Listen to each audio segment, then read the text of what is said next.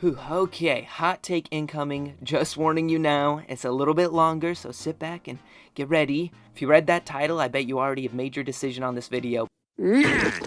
But give me a second to open your eyes a little bit on Ubisoft's best game, as of recently at least. That is right, I would dare say that Avatar Frontiers of Pandora is by far Ubisoft's best game that they've put out for the past few years. From the next level graphics and giant fleshed out world design, all the way to the fact that it feels like you're running around your own little James Cameron movie. I don't know, I'm just loving this game. I'll go through all the reasons why in this video, but this intro's taking too long, so let's just get right into things.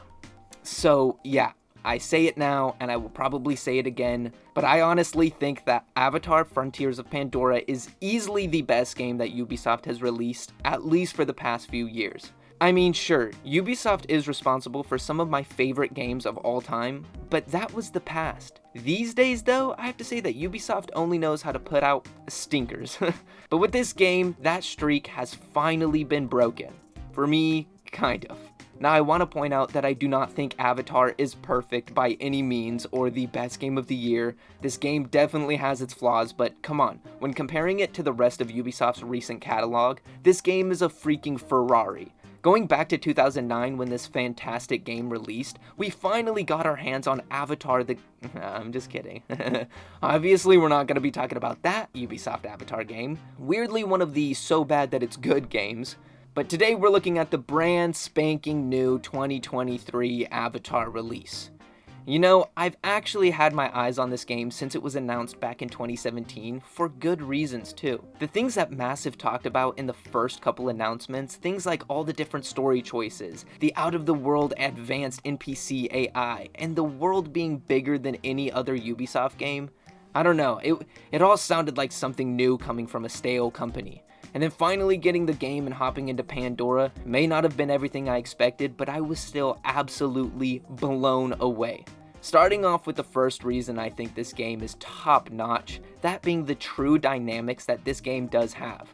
Now, when it was announced, the dynamics were hyped up for this game like no other. NPCs no longer having scripted paths and destined to do their own thing. The world was supposed to change around you as if a real planet reacting to the war occurring on it. But really, it is nowhere near what it was hyped up to be. Though I think there are still more dynamics in this game's environments that are not only unlike any other Ubisoft game, but I would even say unlike most games today. Things like plants and things that you can harvest change quality based on time of day or weather environment, like certain mushrooms being better when picked at night, or fruit trees being harvested in the rain. And as I said, most plants have some type of dynamic, like the spiral ferns sucking themselves in when you get close, or the huge bamboo stalks that you use the leaves to slow your fall. Like, the whole atmosphere is something extremely detailed and always changing. And as I mentioned, night changing a couple of things, let's just say, night changes everything. All of the different colors, blue, green, purple, all blasting in your face. It's a different experience running around at night compared to day. Another thing that changes is like all the pollution, also being a huge part of the story. There are no spoilers in telling you that the humans are polluting Pandora with machinery and refineries, and that is just another one of your jobs to take care of. Some of the locations you find will be barren of life, along with a completely lacking of color. Everything dead and brown, but shutting down the work sites, bringing the life back to Pandora, and you can watch your map as all the brown fades back to color. And then when it comes to the different Na'vi you can find on your travels, this is where dynamics kind of fall short. As at least in my opinion, the NPCs in this game just feel like any other Ubisoft NPC. But even though that side of things sort of lacks, I think that all the different things that you can interact with and interact with you just seemingly without having to actually interact with anything, I don't know. If what I'm saying makes sense, you'll understand. On to something that I guess doesn't have to do with dynamics, but too small to be its own point, is the level of immersion that Avatar has for a Ubisoft game, especially in exploration mode. Running around the trees, collecting eggs, then switching to fishing in a river with a bow or a spear. Funnily enough, how it sounds, it can feel like you're actually mindlessly wandering your way through Pandora, fighting the cause. And speaking of exploration mode, which I guess I mentioned a little bit ago, but with the difference between guided and exploration options to play can change a lot of the game actually. Not in the sense of story or world design, but just the way the game is experienced. You'll find yourself wandering through cliffs and forests, and there's no real marker direction the game gives you while in exploration mode. Instead, the quests have descriptions of where they can be located, leaving you, not Vision, the map, and the compass to figure it out. And I actually love this. Some people complained about it, but with such an immersive world, this UI only adds to the immersion.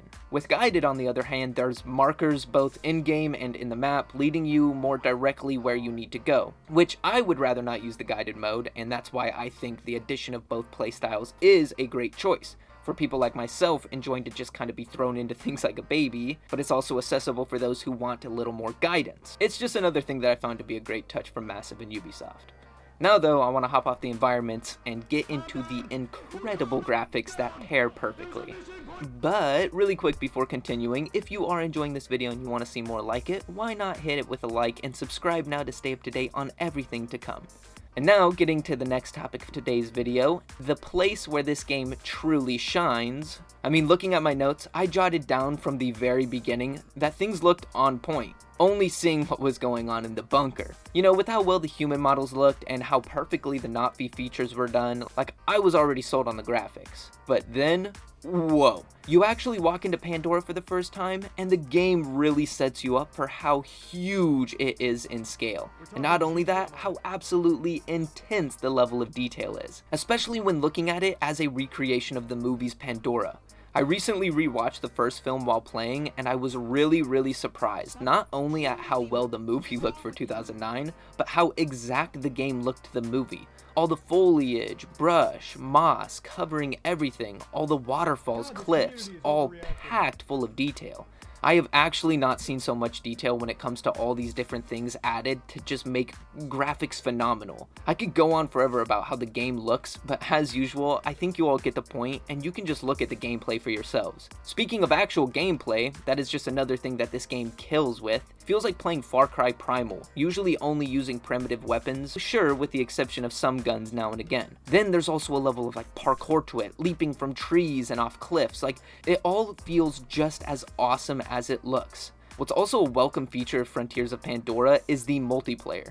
Now, it might not be the best or the most intuitive multiplayer, but when talking about how similar of a game Avatar is to Far Cry, the multiplayer is a big improvement. I always say that I hate playing games online that are supposed to be played in single player. Things like missions, weapons, collectibles sometimes don't travel over, sometimes get bugged, sometimes there's a lot of replaying quests. Well, none of that has been an issue for me, yet anyways. I've actually found more joy playing with my fiance than playing alone, and I am a total single player gamer. Graphics and gameplay aside though, I want to move things over to another thing that I think Massive and Ubisoft did great with, that being the story. And now, before getting to the story really quick, I want to point out that the lore itself, aside from the main story, is also packed and done excellently.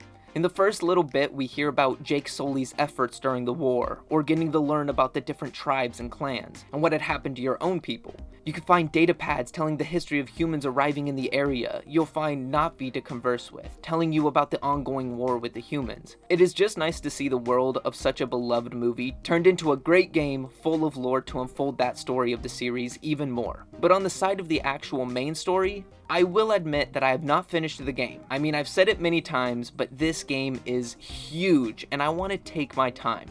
Not to mention, this is still a pretty new game, and I don't want to go spoiling a pretty fun story. The game opens though with you as a not-V child, specifically that of the Sorrentu clan, who you later learn was a famed and honored clan on Pandora.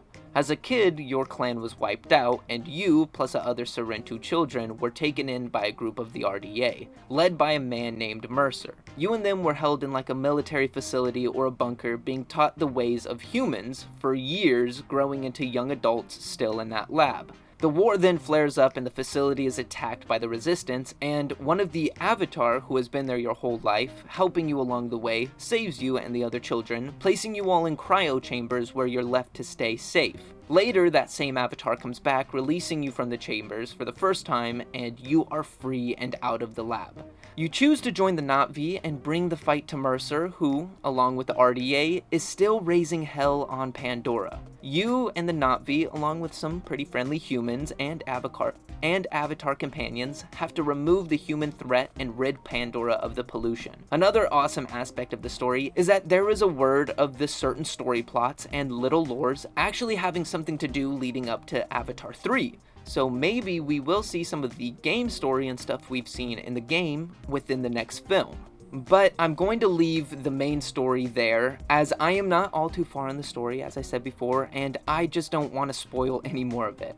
My thought story-wise, though, is that there's definitely quite a bit of repetition. The story is good, and I am enjoying it, but I will say that it is definitely outshined by the gameplay and the world. I will say that I don't know why the story ended up getting so much hate for being mediocre and bland. I mean, I had a great time playing through, and I still am having a great time, and it sits beside the movie story-wise, even if the movies were a little bland to me as well.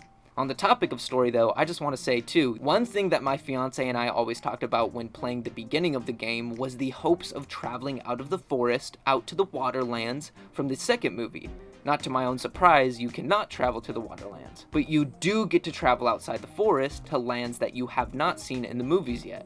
That's right, we get to go to the Great Plains, an absolutely beautiful and sprawling area, full of new plant life and wildlife. We also get to meet a whole new clan of Na'vi and see their interesting way of life that is very different from the forest. And then along with this, it opens up to new gameplay mechanics, like the lack of Ikron causing you to have to tame dire horses. I don't know, the addition of all the new lore, the locations, it's all different from the movies, but it's all super similar, and at the same time it fits so well in the universe that James Cameron created. I don't know, I'm rambling. It is all just a really well done environment, and I think the map all around is a feat when it comes to Ubisoft, and I am in love with it. Shifting things over now, though, to a more negative side of things, because even though I've been hyping this game up pretty hard, it is definitely not perfect by any means. So the first also being something that I mentioned before, that being how different the game is to what it was hyped up to be. I mean, I was expecting totally next level AI, but this is your average Far Cry AI. That being said though, the game is still good enough to make up for it. The next issue I had is that there is this huge world with the giant lack of unique encounters.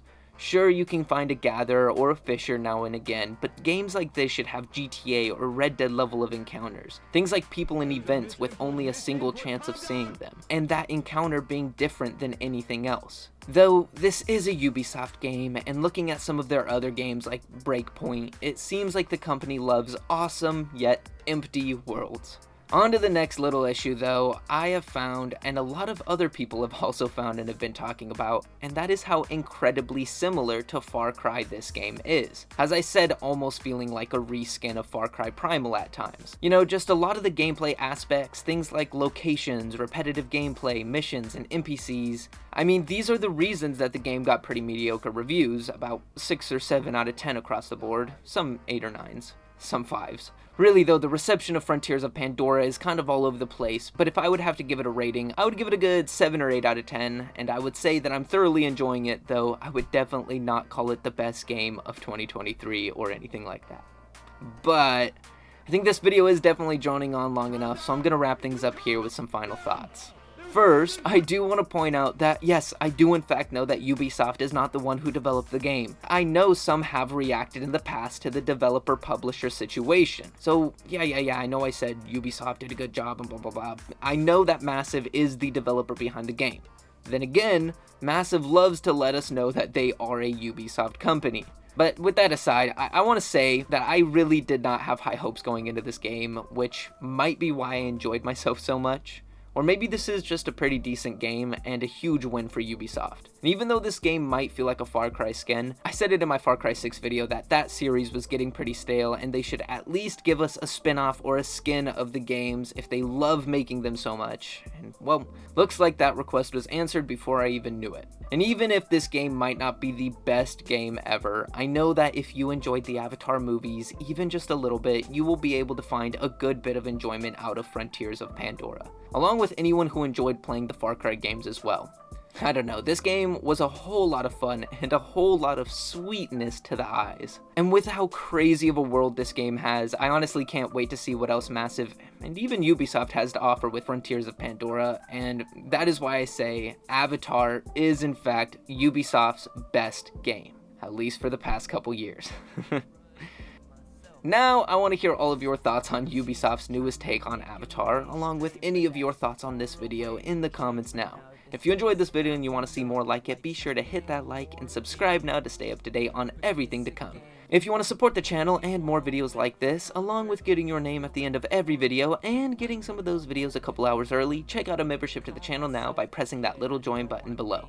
Lastly, if you heard any music that you enjoyed and you want to hear more, head over to Billy the Whip on any music platform now to hear all of my home-cooked jams. Now that we're here, I say thank you to all the fine people out there. I've said it a million times, I'll say it a million times again. Thank you all so much for getting us to 1,000. It is insane, and I wish you all the greatest day ever. Flames growing, flow water is flowing, no paddle still rowing, can't reap without sowing, ain't no cut without mowing, ain't learning no tricks, holding my hand until I'm closing, but I'm rolling down this hill like the rocks I've been throwing, zoning out my zone, but I'm